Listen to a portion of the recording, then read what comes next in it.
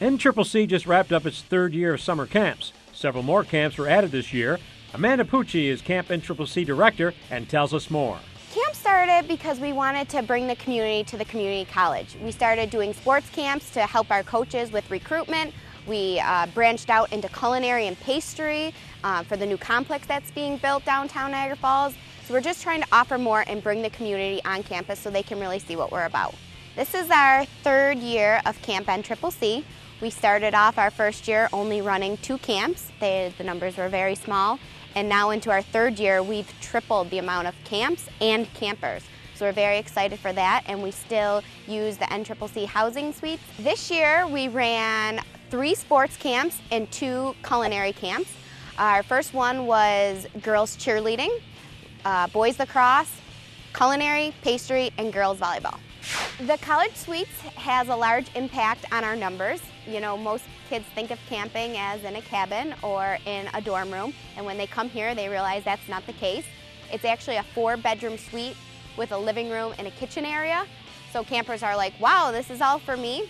Parents, you know, they come in and they get to see where their children are staying and they're impressed.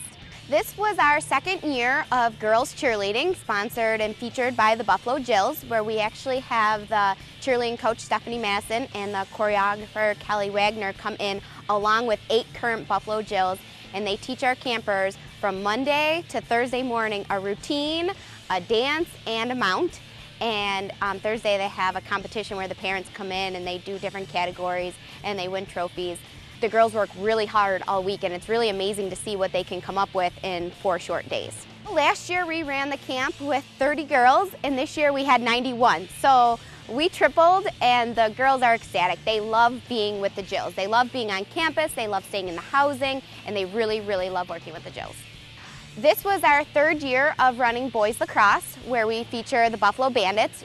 Each day we have 1 or 2 bandits come in and work with the campers, along with head coach Derek Rose.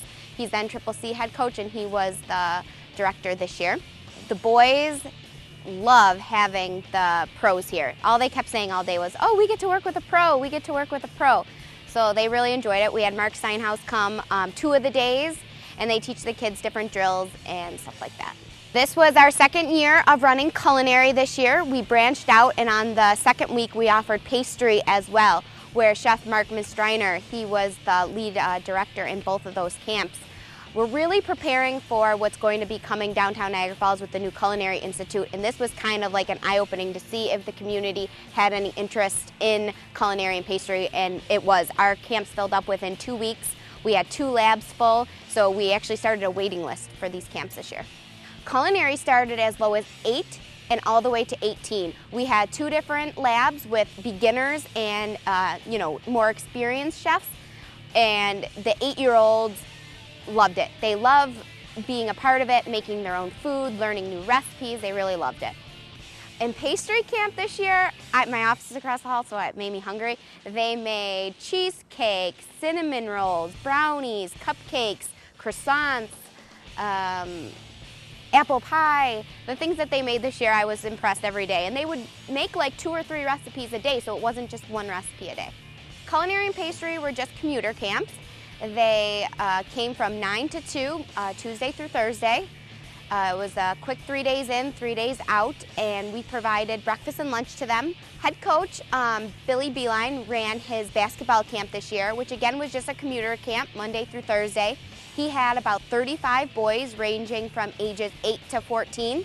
He brought in his team to help out with the camp, and they were organized. They were instructed from the time they walked in to the time they left.